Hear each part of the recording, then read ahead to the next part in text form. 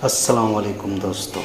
Sheikh Abdul वजाद Sheikh Aqeel NEET exam में परभणी ज़िले से दुआम आए हैं और इनकी कामयाबी बड़ी कामयाबी मानी जा रही है और तमाम ज़िले से इन्हें मुबारकबाद दी जा रही है और तमाम संगठनाएँ इनका इस्तकबाल, इनकी कुलपुशी किए जा रहे हैं। इसी ज़िम्न में महाराष्ट्र राज्य उर्दू शिक्षक संगठन ज़िला शाखा परभणी ने भी उनकी गुलपुशी की और इन्हें मुबारकबाद दी। मोहम्मद यूनुस अंसारी राज्य अध्यक्ष, अब्दुल मन्नान ज़िला अध्यक्ष, खान यूसुफ एजाज सर ज़िला सचिव, ख्वाजा यूनुस सर, मुजाहिद सर से हमने शेख अब्दुल वजाद शेख अकील से बात की, किस तरह से उन्होंने मेहनत की। आइए सुनते हैं उनके ज़ुबान। 2020 में मेरे 618 मार्क्स आए। इसमें जो 2021 के जो बच्चे हैं उनके लिए कुछ टिप्स और नोट्स अगर मैं बताऊं जो उनके लिए शायद फ़ायदेमंद होंगी। तो सबसे पहले बायोलॉजी के लिए आप सिर्फ एनसीईआरटी पढ़ें, सिर्फ और सिर्फ एनसीईआरटी, क्योंकि हर क्वेश्चन आपका जो 90 क्वेश्चन है बायोलॉजी के, हर क्वेश्चन आपका एनसीईआरटी से आएगा। बायोलॉजी का हर चैप्टर को आप नंबर ऑफ़ टाइम मतलब 15-20 मरतबा भी पढ़ लें, एक एक चैप्टर को 15-20-25 मरतबा पढ़ लें, पूरा रट लें, एकदम पूरा याद होता है चैप्टर, उसी में से क्वेश्चन आएगा और 90 के 90 क्वेश्चन उसमें से ही आएंगे। जो थोड़ा बहुत कंटेंट जो बाहर का आपको एनसीईआरटी समझने के लिए रिक्वायर होगा वो खुद आप समझ जाएंगे कितना हमें बाहर का पढ़ना है।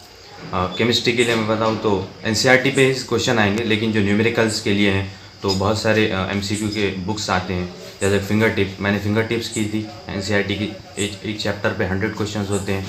जो भी क्लास टेस्ट होता है उससे पहले हर चैप्टर के 100 क्वेश्चन लगा ले। फिर जो आपका कंसेप्ट वीक है उस पर से और प्रैक्टिस करें। केमिस्ट्री में सिर्फ एनसीईआरटी पढ़ें, ऑर्गेनिक के लिए भी, इनऑर्गेनिक के लिए भी और फिज़िकल के लिए जो है तमाम फार्मूले हर चैप्टर का सब फार्मूले याद कर लें। उस पे से हर फार्मूले पे से नंबर ऑफ़ एमसीक्यू सॉल्व कर लें। इनऑर्गेनिक के लिए आप हैंड रिटन से पॉइंट्स लिख कर याद करें, मैंने वैसा किया था, लिख कर इनऑर्गेनिक पूरी याद कर लें। पी ब्लॉक जो बड़ा चैप्टर है 12 का, बच्चों को बहुत बड़ा लगता है, उसको पार्ट वाइज डिवाइड करें।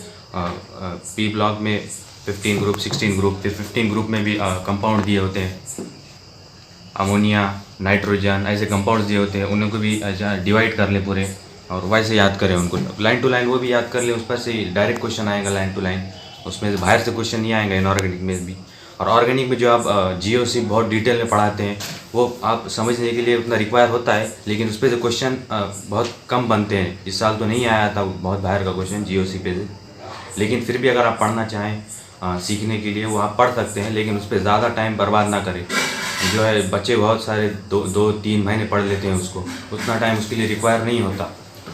आप क्या करें, सिर्फ एनसीईआरटी जो ऑर्गेनिक की 12 की एनसीईआरटी है उसको पूरे, उसमें से जो इक्वेशंस है पूरे याद कर लें उसके, और उसको भी लिखकर आप याद कर सकते हैं तो उसको भी पूरा लिखकर याद करें।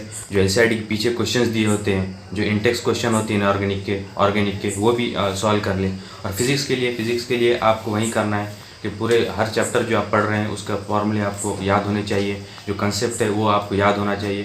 फार्मूले पे से हर फार्मूले से आपको ईच एंड एवरी फार्मूले से आपको एमसीक्यू प्रैक्टिस होना चाहिए कि ये फार्मूले एमसीक्यू में कैसे यूज़ करेंगे।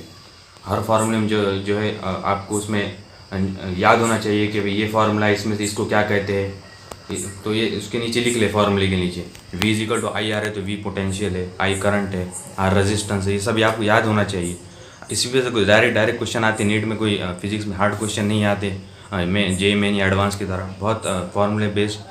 और 2-3 तो एमसीक्यू डायरेक्ट थ्योरेटिकल होते हैं जिसके लिए थ्योरी आपको याद करनी पड़ेगी। फिजिक्स में वैसा कहते हैं कि फिजिक्स में थ्योरी नहीं आती, लेकिन इस साल अगर आप देखें तो 2-3 क्वेश्चन थ्योरी के थे। तो अगर आप इन बातों को देखें और पेपर को देखें तो बहुत आसानी से आप नीट 2021 का पेपर क्रैक कर लेंगे और एमबीबीएस की सीट हासिल कर लेंगे। आप कितना टाइम लेते थे स्टडी? हमारे क्लासेस के अलावा मैं घर पर 5-6 घंटे पढ़ाई करता था, लेकिन ऐसा घंटे के हिसाब से नहीं, जितना आपका टारगेट होता है। सपोज आपका टेस्ट है तो उससे टाइम बढ़ा ले, सेल्फ स्टडी का। टेस्ट नहीं है तो थोड़ा कम करके अपना जो बैकलॉग है वो कवर कर सकते हैं। अच्छा, मेरे को ये बताओ कि ये जो भी नंबरात आपने हासिल किए, इसके पीछे तुम्हारे किन की मेहनत है? बहुत से वालिदैन की सबसे पहले मेहनत है, इसातिज़ा है, खुद की मेहनत भी हो, खुद की मेहनत से ही पहले आपको करनी पड़ेगी, फिर वो सपोर्ट कर दे। अच्छा, उससे ओके, ठीक है, शुक्रिया, थैंक यू।